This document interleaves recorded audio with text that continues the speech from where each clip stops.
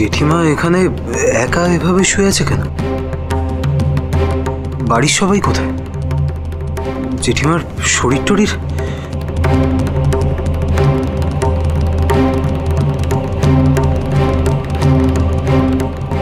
জেঠিমা, ও জেঠিমা, তুমি এখানে শুয়ে আছো কেন? তোমার কি শরীর খারাপ? ও জেঠিমা।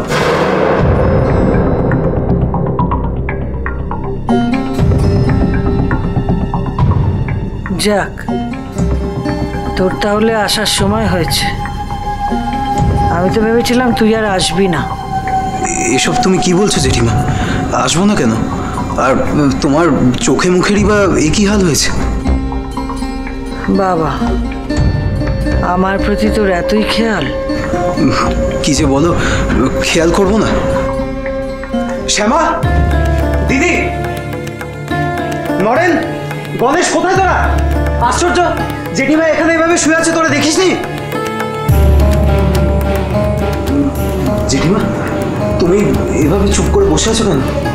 কিছু বলো। আমি আর কি বলবো? আমার কথা শুনতে কি তোর ভালো লাগবে? এখন তো তোর মনে অন্য সুর, তুই সেই সুরেই মজে আছিস। দেখো জেঠিমা। মশাই, আপনি এসেছেন? কোথায় থাকো? জেঠিমা যে এভাবে বাইরে শুয়ে আছে সে খেয়ালটুকু রাখতে পারোনি? আপনি আমাকে মিথ্যে দোষারোপ করছেন মশাই। আমি কি করব? আমি কি জেঠিমার মুখের উপর কথা বলতে পারি? মানে এর মধ্যে আবার এসব কথা উঠছে কেন? ভাই, তুই এসে গেছিস? কখন এলি?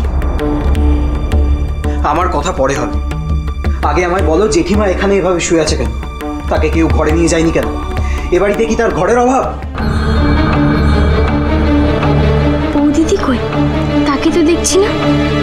ভেবেছিলাম বৌদিদি দাদার সঙ্গেই আসবে, তাহলে কি ওরা ছাড়লো না? কি হলো, চুপ করে আছো কেন? সব বলো। দাদাকে যদি সত্যিটা বলি তাহলে জেঠিমা হয়তো আবার খেপে উঠবে, সে তখন আরেক অশান্তি। ঘরের অভাব নেই বাবা, তবে এবার হয়তো আমাকে ঘর ছেড়ে পথে দাঁড়াতে হবে।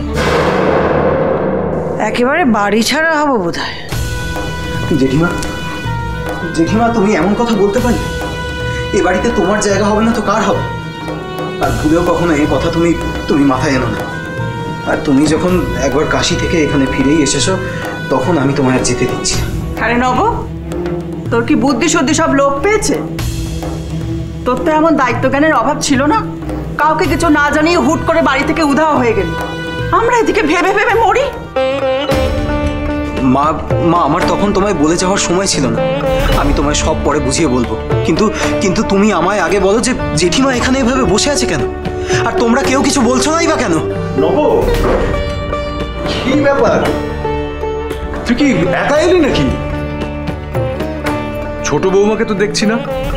ছোট বৌমা কোথায় গেল? ছোট বৌমা, ছোট বৌমা, ছোট বৌমা।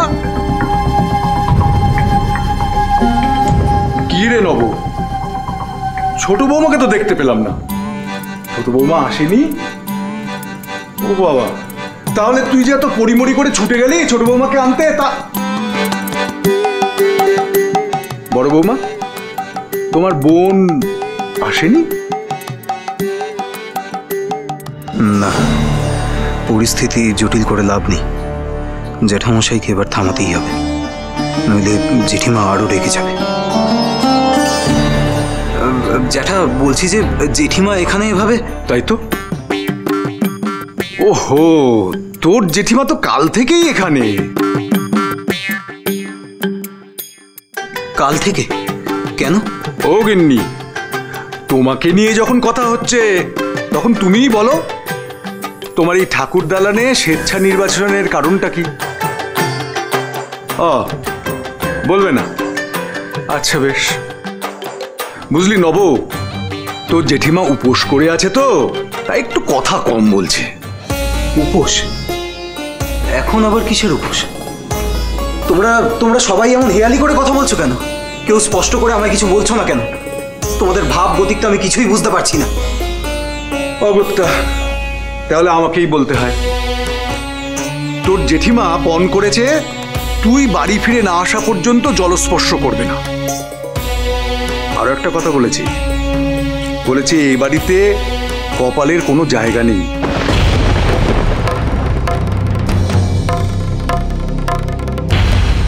আমরা অবশ্য অনেক সাধ্য সাধনা করেছি, কিন্তু কেউ পারিনি তোর জেঠিমাকে কিছু খাওয়াতে বা এখান থেকে নিয়ে যেতে।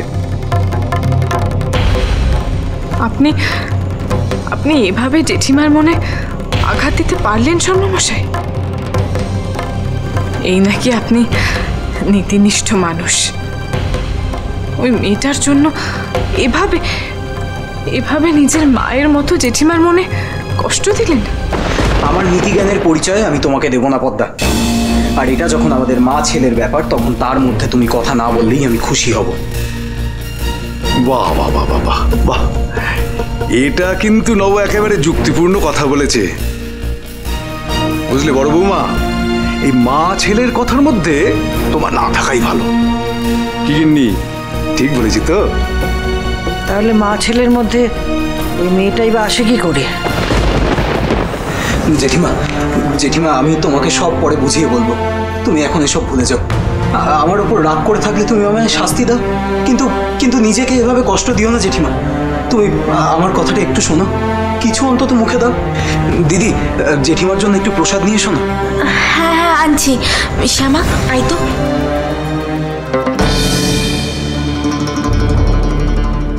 স্বর্ণমশাই কপালকে না নিয়ে চলে এলেন যে? কপালকে ফিরতে রাজি হলো না, নাকি অন্য কোনো কারণ আছে? সাধু বাবাও বললেন কপাল ফিরবে, অথচ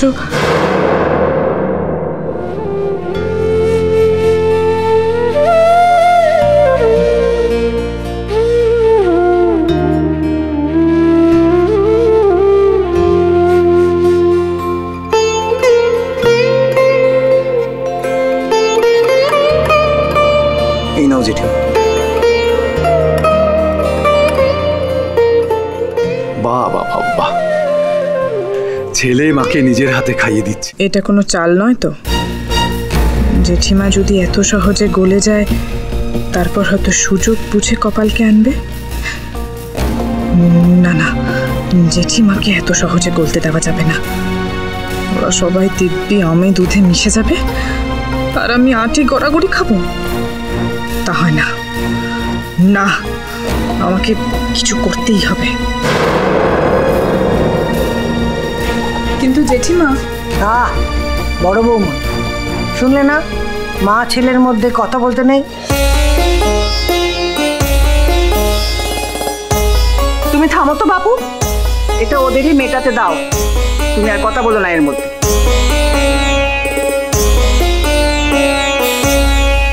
কি আশ্চর্য, জেঠিমা এত সহজে মেনে নিল। আমি তো ভেবেছিলাম জেঠিমার রাগ সহজে পড়বে না। তোর কথা আমি ফেলি কি করে বাবা? তোর কথায় আমি নিশ্চয়ই মিষ্টি মুখেরই উপোস ভাঙব।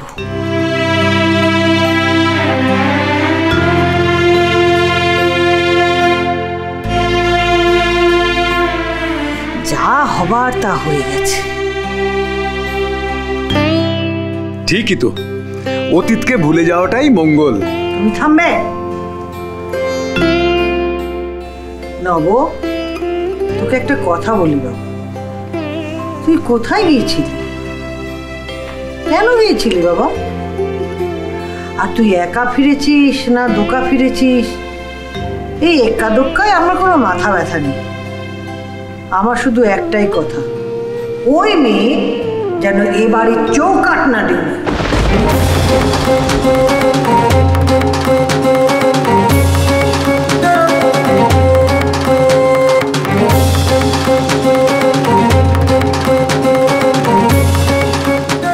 এটা তুমি কি বললে বিভা?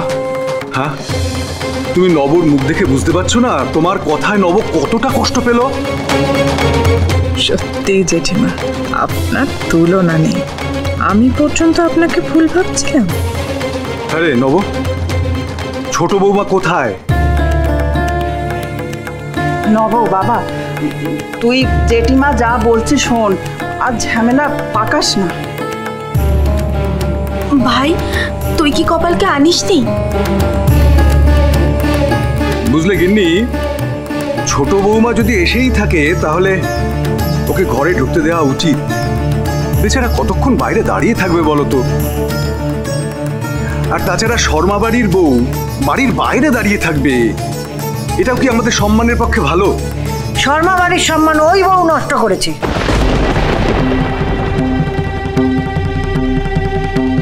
ও থাকলে যেটুকু সম্মান অবশিষ্ট আছে না, সেটাও থাকবে না, সব শেষ হয়ে যাবে, সব। স্পষ্ট কথায় কষ্ট নেই, ওই মেয়ে এ বাড়িতে পা দেবে না, ব্যাস।